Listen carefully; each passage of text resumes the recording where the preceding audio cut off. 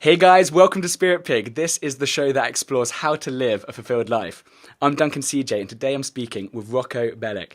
Roko is a film director, writer, and producer, and his directorial debut, Genghis Blues, won over 70 international film festival awards and was nominated for an Academy Award for Best Documentary Feature. In 2010, he collaborated with Christopher Nolan, creator of Inception and The Dark Knight Rises, to direct the documentary Dreams, Cinema of the Subconscious. And most recently, he's teamed up with Tom Shadyac of Ace Ventura, Bruce Almighty, The Nutty Professor to make the documentary Happy, which is actually one of the main reasons which I heard about Roko and how I'm really excited to talk about some of these topics today. And Happy, which Roko directed, wrote and co-produced, is an amazing, amazing film. I really encourage you guys to check it out. And it kind of combines sort of a mixture between powerful human stories with all the latest and cutting edge like science, which kind of gives the audience a really deeper and richer understanding of exactly what it is that causes happiness. And so Roko, excited. We had a little chat just before I click record, but yeah, I'm pumped for this one. I'm excited. Thanks for being here. Me too. Duncan, it's good to be here. Now, I don't want to, I know you've mentioned this quite a few times, but just to kind of set the scene, I think what are we talking about? 7, 8, 9 years ago, you got a call from your friend Tom, and he was reading an article in the New York Times that, in a nutshell, said America is an extremely rich country, but it's not a very happy country. I think it was 25th on the list. That was a sort of seed that sort of started this whole thing, wasn't it? Exactly. And Tom at the time was very successful in the sort of standard terms. He had made tons of money. I mean, he was making millions of dollars in every movie that he directed. And so he said, look, I get it. I understand what it means to have a lot of money and not necessarily be happier because of it. And in fact, the people who take care of my house, who mow the lawn, who cut the bushes and sweep the floor, seem to be happier than most of my friends in Hollywood. Friends of mine who are more talented, more successful than I am, who are better looking, they have everything that people ever want. When we're looking for that, American dream, this is the extreme version. They have succeeded, and they're not as happy as the people who work for, whatever it is, $15 an hour cleaning my house. And he didn't quite say it in those exact words, but that was the essence. And he said, look, so I want to know what does work. I know what doesn't. I want to know what does make people actually happy. So he said, would you be interested to make a documentary film exploring that? And I immediately said yes. It just sounded fantastic. I love it. And you kind of thought on the outset, you thought, okay, this is what, like a 1-year project, ended up taking, 5.5, 6 years? Yeah, how come? exactly. Yeah. I even thought that since he was going to fund it or he was going to pay for most of it, I thought, maybe 8 months, maybe a year. I'm in. Yeah, it ended up being about 6 years. And in fact, there's even a longer tail than that because once you make a film, you end up showing it and promoting it, distributing it. That's another few years. So it's really been a kind of epic, huge part of my life. But I'm glad for it. In retrospect, I'm glad it didn't happen in too short a period because it really has affected my own life. Thinking about these things and processing and focusing on happiness and kind of paying attention to things I didn't pay attention to before. So it's been a real journey. That one of the results is the film. Another result is that I have kids. Because of the things I learned in the movie, which don't necessarily say that everybody should have kids, but that talk about the importance of the community you live in, the amount of time you spend with friends and family, the amount of time you spend doing things that you love, all of these things which I had kind of suppressed, in my pursuit of a career. Like you in my mid-20s, I was kind of trying to chug along and figure out what it is that would make me a successful filmmaker. I was sort of renouncing things like spending time with friends. I was denying things that the happiness research shows us is actually very important for our own personal happiness. And so once I recalibrated things, I moved to a different city. I moved to a community. It's called a trailer park. I don't know what you call them in England, but a caravan park, I guess. And in America, generally, you don't think of that as a wonderful place to live. That's where you live if you don't have enough money to live in a normal neighborhood. But in fact, this trailer park where I live is one of the best communities I've ever been in, where people know each other, the neighbors know each other. And again, all these things I learned while making the film about happiness. And the end result of all that is my girlfriend and I, who've been together forever, well, 10 or 12 years at the time, we said, hey, what a great place to have kids, and now we have 2 kids. So, making this film has totally changed my life in that way. So it was much more than an eight month, event. Because I loved it because Yeah. there was different sort of different like locations, different sort of themes and stuff like that. And like one thing you have wanted to look at, almost learn about the root of happiness. So before we had television, phones, all the modern luxuries, so one of the things you visited the Bushmen in Namibia, which is a great scene. And what kind of you mentioned there, kind of community. What kind of things did that sort of experience teach you, living amongst those? Yeah, I mean, it's first of all, the question of what makes us happy can be very culture or context specific. And I did want to know what was after it was stripped down as a human animal. What makes us happy on that most basic level. And these people in Namibia they have the most sort of traditional communities of any human communities on Earth today, the ones that have lasted the longest, if you will. And what I ended up there on the evening when a woman had been sick for a few days. And at this point, after a few days of being sick, they sort of, she tried to lay in bed for a while and get some rest. But after a little while, when it wasn't helping, the community decided, okay, we as a community are going to heal this woman.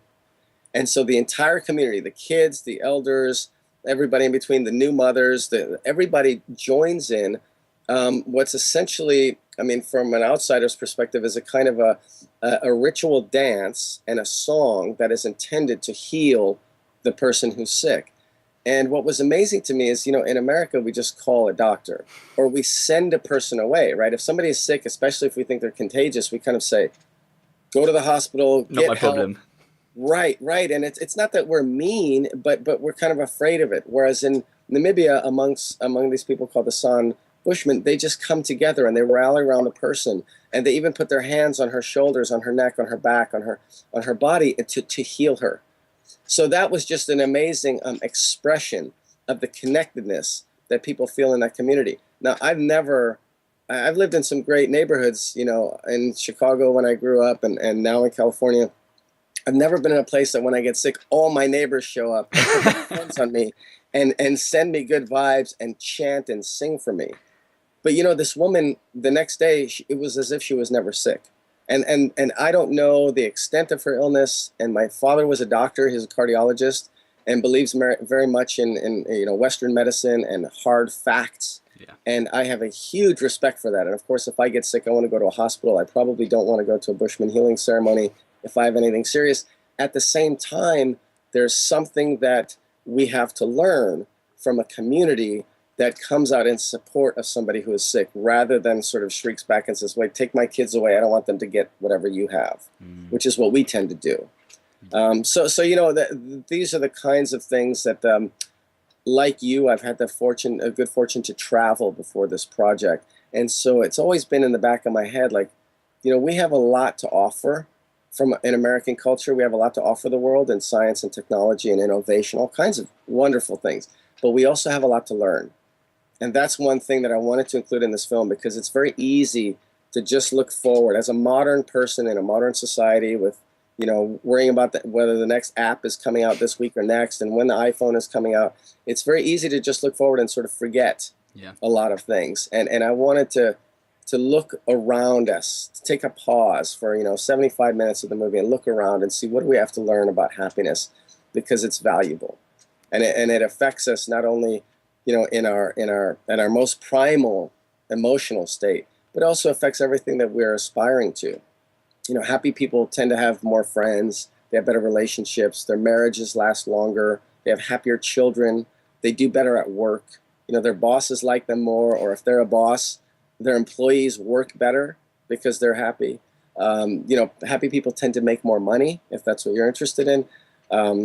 They get, higher social status. I mean, just all these things that we sort of are aiming towards, either directly or indirectly, are improved. The chances of our success of achieving those things is improved with happiness. So, this is something that's very important to me, and I didn't know that going in. I love. I know you've described this story like 1,000 times, but just one of my favorite ones is in Okinawa. the children running through the streets. Like I just love that idea. Like I know you've said it 1,000 times, but do you mind one more time? Oh, no problem. No, this is I haven't said it 1,000 times. Maybe just that it got recorded it once or twice. But what happened is my producing partner is a good friend of mine, and he quit a sort of high-paying job in Japan. He's a Japanese guy, as a publisher to come and make this movie with me, even though he's never made a movie before. So it was his idea to go to Japan and see some of the things there that we have to learn about happiness. And so we went to Okinawa, and his idea was to go to the preschool. So first of all, sorry, we went to Okinawa because some of the world's oldest people in the Guinness Book of World Records come from Okinawa. And there's also research that shows that happy people tend to not only be healthier, but they live longer. So we figured if there's all these, people who've lived very long in Okinawa, maybe they're also happy. Sure. And at the time, we couldn't find any research, but we were already in Japan shooting another segment, and we thought, let's go find out. We went to a village that's called the Longevity Village because it has more old people there than anywhere else, more 100-year-old people, I should say, than anywhere else in the world in that small community. And my producing partner, AG, said, hey, let's see what a happy 100-year-old person looks like when they're 2 or 3 years old. Let's go to the preschool. Let's find out if we can see the seeds of a long and happy life that early. Are they doing something even then that can show us the way? So we went to the preschool, and this is all, unplanned. We're just winging it. And the preschool said, I'm so sorry. We're not going to be in the classroom today. We do this thing every week or two where we go out into the community. And today we're having a race, but you can come with us. So we followed them along a couple blocks away, and these little kids, so cute, with their little hats and matching hats, and they're little toddlers. Some of them could barely walk.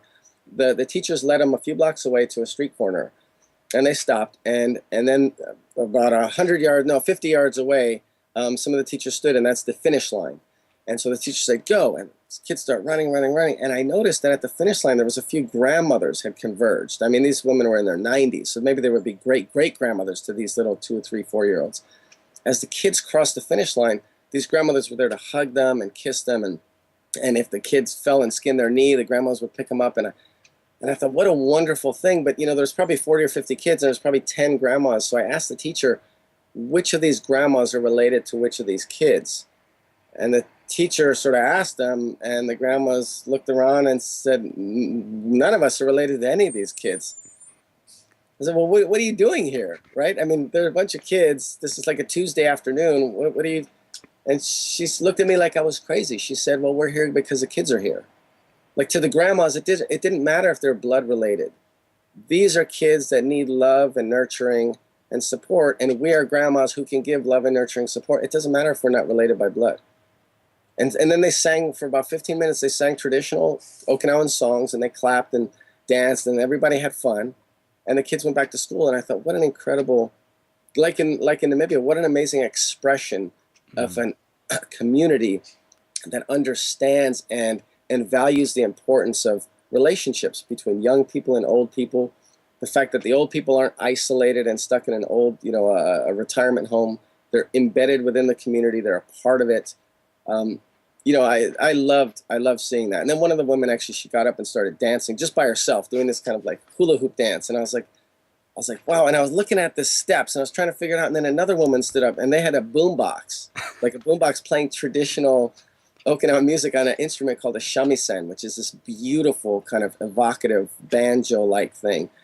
And they're dancing, and I'm looking at the steps, and I, I don't like buying souvenirs. I don't like bringing crap back. But I thought, I'll pick up the dance step and I'll bring that back, right? And I'm watching them, and I can't figure it out. So I finally asked the first lady who stood up and started dancing. I said, what is the dance step? Can you show me?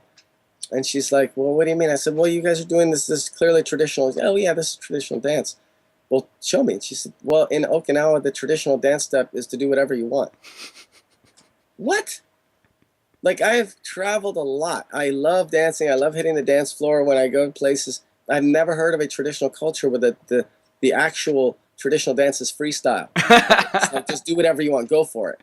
And again, what an expression of a place that's very traditional and has sort of cultural rules, and yet is very open in other ways. It's not restricted where everybody needs the same haircut and the same clothes and the same hair. You can dance however you feel like. If you feel like crap that day, you can just bob your head, or you don't have to do anything. If you feel excited, you can dance like a wild person.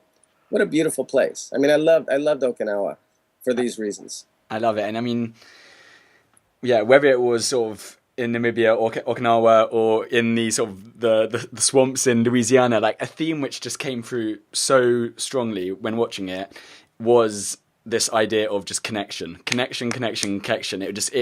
It was so powerful, and I think it's something which in our sort of modern society we've really just we've lost. And we think we're more. I know it's a bit of a cliche, like phones, we feel more connected, but we're less connected. But there's so much truth in that. We've lost that sense of just real connection, which came through in the documentary, which was it was amazing.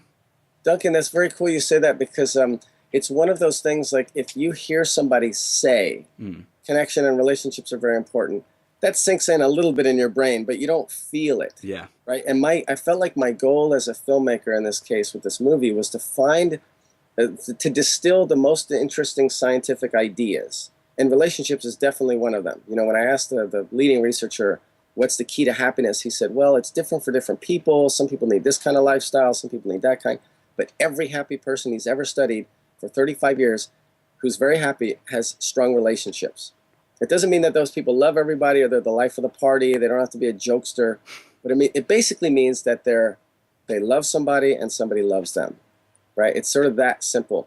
But again, to hear that is only sinks in so far. I wanted to show it, and I felt that was my challenge, is to take these scientific ideas or these intellectual ideas and make them visceral, make us feel. So I really appreciate you saying that, because that was one of my goals, and I guess at least for you it worked. Oh, amazing. Yeah, cool. What is, talking about goals, what is the difference between extrinsic and intrinsic goals? Great question. Right. So there's a guy named Tim Kasser at the University of I believe it's at Knox College, actually, in Southern Illinois. And he sort of discovered that there are two domains of goals. And intrinsic goals are goals that make you feel good just by doing them. Okay. So, for example, gardening. If you love gardening and you garden, that's an intrinsic goal. You love to garden, that's a priority of yours. If you love surfing, like I do. I don't love gardening. I don't love knitting, but I love surfing. You know, I love working on my car. Those things for me are intrinsic goals. These are not goals that give you social status or money. They don't make your friends think you're cool. You know, none of that. It's all about your personal experience with these goals, with these activities. Then there are extrinsic goals, which work the opposite way.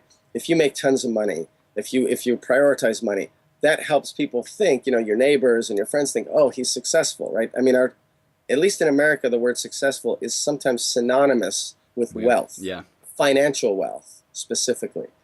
And so if those are your priorities, these are external goals. If you have, you know, you get the latest, Mercedes or whatever it is that you're aspiring to, that's an extrinsic goal because it's external, and it doesn't necessarily make you happy to have that new car, at least, you know, first few weeks maybe. But after a few months, it's just a car that you're annoyed that when the bird craps on it. You know, so it's just like any other car. You just have to worry about it. But it still can boost your extrinsic value in your community, your sense of social status. So if people prioritize, what the researchers have discovered, which is fascinating to me, if you value and prioritize extrinsic goals, money, power, fame, good looks, all these things that are required or that are dependent on how people think of you, if those are your priorities, you are less likely to be happy than if your values are for intrinsic goals, for community, sense of personal growth, wanting to make the world a better place, you know, being a good friend. If those are your values, if those are your priorities, you are more likely to be happy, whether you achieve these goals or not.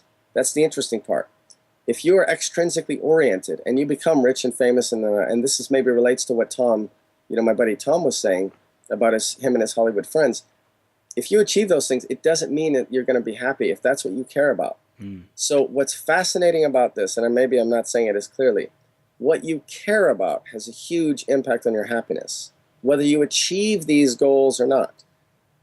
That's fascinating to me because we can't all become young and beautiful and you know, rich and successful and talented. That's not necessarily in our power, but we can become a good friend. We can love somebody. We can be compassionate. We can choose to do the things that we love to do, like gardening or knitting. Even if you're busy, you can find a little time for yourself to do those things. And if you do those things, you're more likely to be happy. And that's amazing to me. I love that. That is totally within our control. Yeah, I think that's really, I like that spin on, actually, it's kind of missing the point. If you actually get it or not, doesn't matter. It's that you value it and you care about it, and that's important to you. That's the crux. That's the important bit. Right, right. And there's a nuance. There's a tiny nuance of that that I've heard actually from Tim Kastner himself. That if your values are intrinsically oriented and you want to make the world a better place, and you want to be a good friend, and you want to support your community, and for some reason your situation is such that you cannot affect any change at all, you just feel like at every time you try and do something good, you're stumped. That can diminish your happiness. In other words, you need to find a way to be effective. Okay. And one of the happiness interventions that they call is writing a letter of gratitude. A happiness intervention meaning, how do I become happier sort of right now, like with a small activity. And, drinking a milkshake or having some ice cream or chocolate or whatever, that gives you a tiny little boost for a very short time. But if you express your appreciation to somebody, it could be your first grade teacher. It could be a neighbor that you used to live next to 20 years ago. But just by expressing that appreciation, whether it's in an email or writing a letter or making a phone call, the expression of it actually boosts your happiness, not only for minutes, but it could be hours, even days, even weeks after you do it. Isn't that amazing? I love that. Even if you don't know if the person ever heard the message, writing the damn letter, just writing it, can boost your happiness significantly for up to days and weeks later. Now, of course, if the person responds, "Oh, I remember you. You were my favorite neighbor too. You always helped me take out the trash," or whatever it is, that boosts your happiness even more. Yeah. So again, what was exciting to me, and I did not know this going into making the movie, is there's a huge amount of our happiness that we can affect, we can control. Because again, we can't control, what happens to us, but we can control how we behave, what we value, what we think about.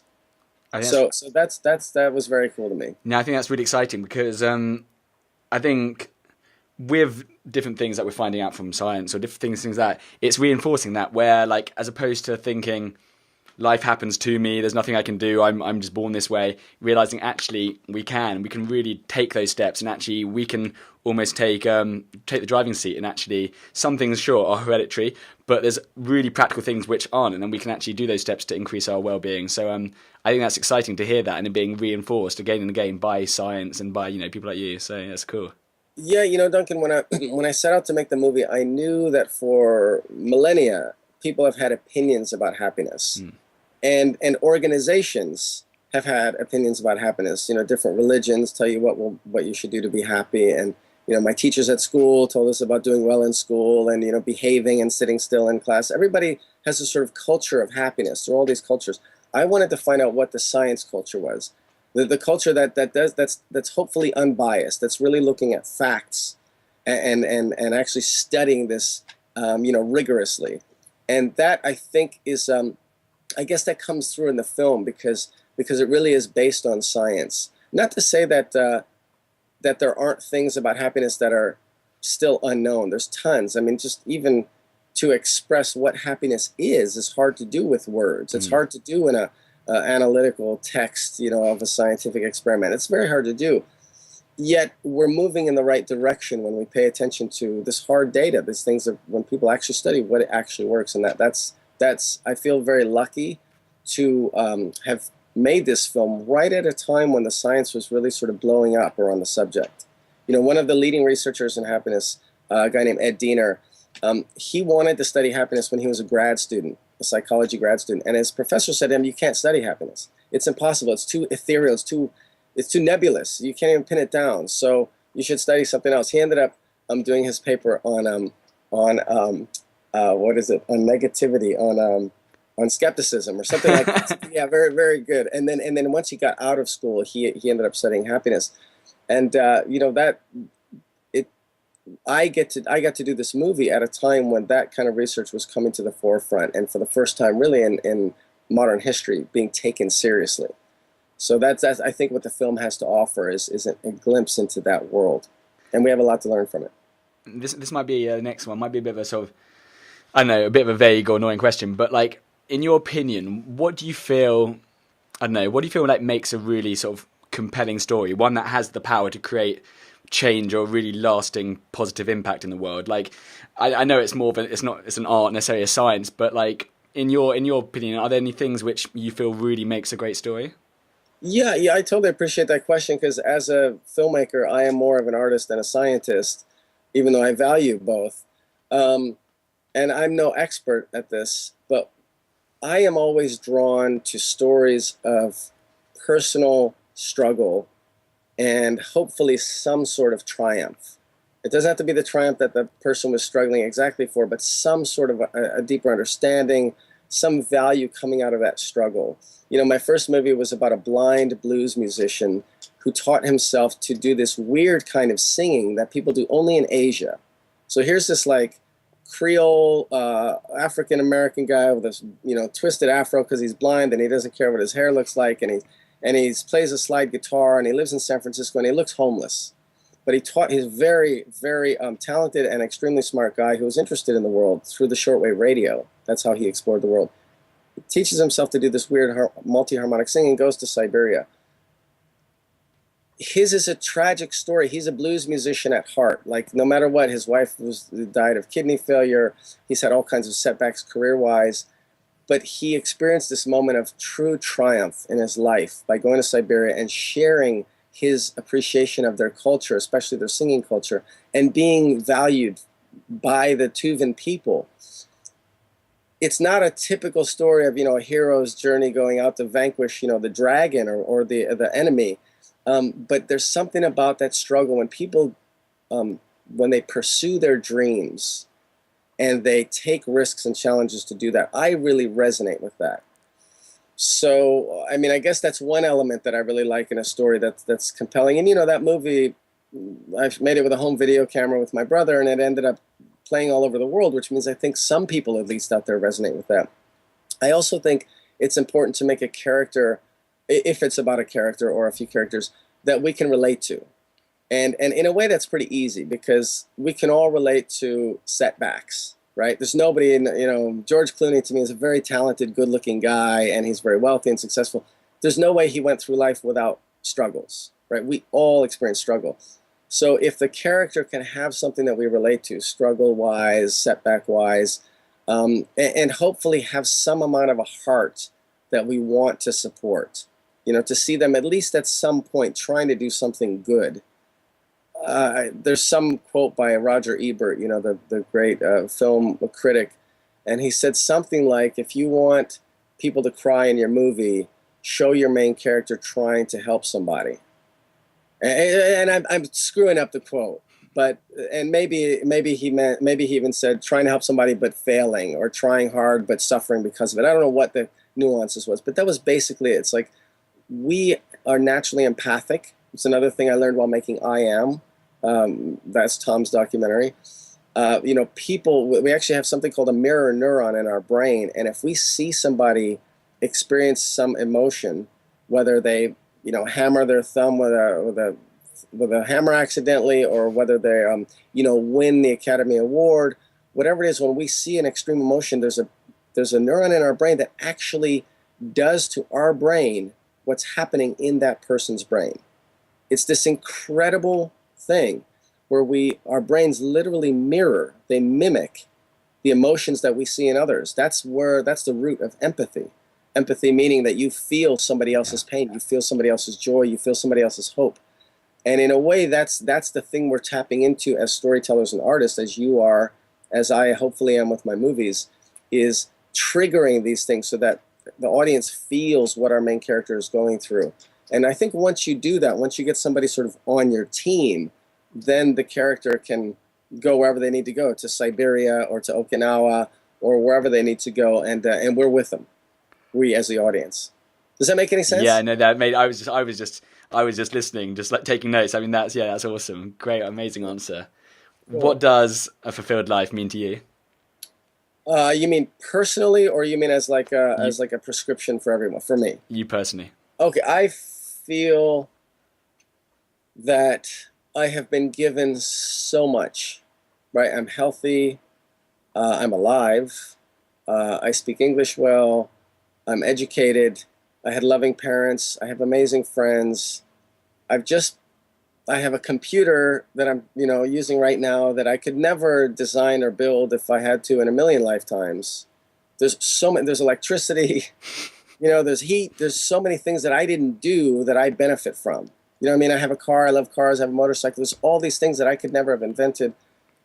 I surf, somebody figured that out. So all of these are gifts, right? This is all like me borrowing. And I'm reminded of a quote that I heard a guy say in Calcutta, in India, who volunteers with handicapped homeless children there. He said it, and he helps them every day. He said he feels that his life is a loan given from God, and he wants to give this loan back, but with interest, right? Now, I'm not religious. I don't know what God's name is, and I don't know if or where they exist, but I really resonate with that idea that I've gotten so much and I want to give back, but with interest. And so if my work in my leisure time, if any of that can have a cumulative positive impact on people, I want to do that because I feel there are a lot of people in the world who are suffering. I mean, in Europe, there's a immigration crisis that's caused by wars, famine, injustice, extreme dysfunction of governments. So many people don't have the things that I've had. And I often think, well, if I was them, and I looked at this guy in Malibu, which is where I live now, and he surfs and he makes movies and he does whatever he wants to do. If that guy's not trying at least a little bit to help my situation, I would be pissed off. I would say he's selfish. I don't want to be selfish. I don't like selfish people. Selfish people don't make the world a better place. And so I want to be the opposite. I want to be somebody who contributes something, and that's why I appreciate what you're doing, because you are finding things that you care about and you are sharing those with the world, right? You're finding people, you're finding stories, and that's exactly what I want to do. So to me, that would be a very fulfilled life if I can achieve some of that. Roko, where can we send people? Where can people find out more about you and what you're up to? I guess that's one thing I'm not great at. The best place is probably our website for the last film, which is thehappymovie.com, thehappymovie.com. And if somebody needs to send me a message or ask me a question, there's an email address on there that looks very generic. It says info@thehappymovie, but it comes to my friend and she can send it to me. So if you need it to come to me, just say, please send this to Roko. I would like to ask him. Yeah. I'm gonna chuck a link below for your website because people have got to check out Happy Movie. You mentioned I Am, which is another one. I think you were the director of photography of that, and another amazing documentary. Roko, really, really, really massive, huge thanks. I've really enjoyed this conversation, and very welcome, Duncan. it's been a good one. Cool. I look forward to staying in touch.